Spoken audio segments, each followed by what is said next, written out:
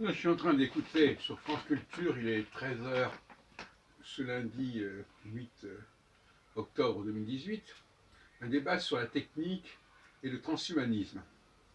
On parle notamment de Laurent Alexandre, je crois. Alors on veut essayer de nous expliquer que il faut distinguer entre le développement de la technique et l'idéologie transhumaniste.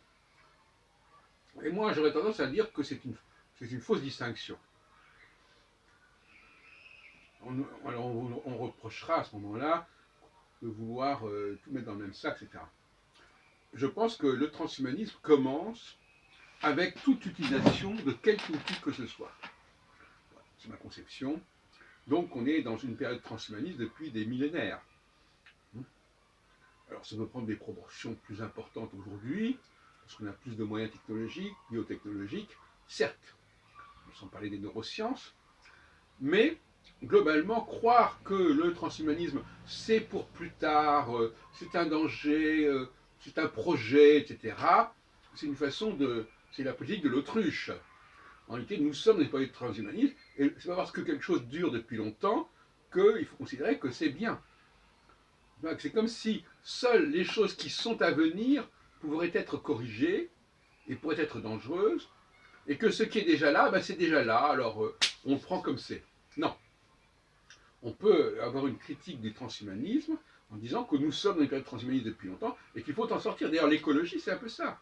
L'écologie, c'est de remettre en question des modes de fonctionnement déjà en place. C'est pas simplement lutter contre ce qui pourrait venir. Bon, donc c'est ça. Donc moi je dis non, quelqu'un qui met des lunettes est dans un processus transhumaniste. Quelqu'un qui s'appareille, et même qui utilise un appareil, est dans une forme de transhumanisme. Quelqu'un qui joue du violon est dans du transhumanisme. Donc il ne faut pas non plus, comme ça, moi je suis un historien du prophétisme, oui, dire oui, c'est le danger en question, il n'est pas pour maintenant, là actuellement il ne se passe rien de très grave, c'est pour plus tard. Bon, c'est une façon extrêmement dangereuse de raisonner et qui est plus ou moins irresponsable. Disons les choses clairement.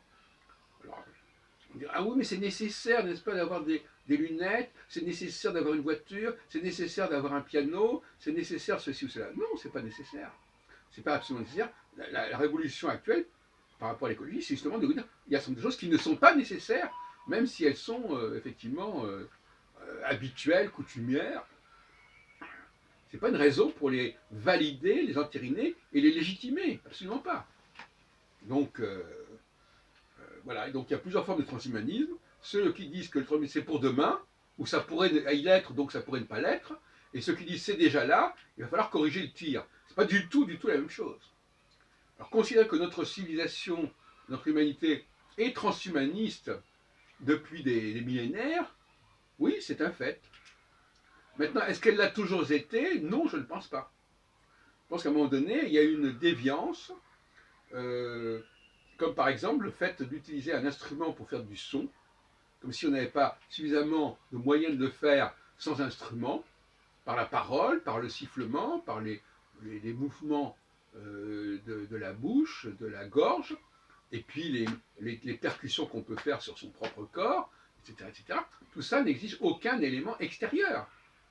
Donc on ne va pas me dire que c'était indispensable, ce n'est pas du tout indispensable. Aujourd'hui encore, on pourrait, moi par exemple c'est ce que je fais, enfin en tout cas c'est ce que je recommande, on peut faire de la musique sans instrument, avec seulement son corps, le bruit qu'on peut faire avec son corps ou qu'on peut faire sortir de son corps. Bon.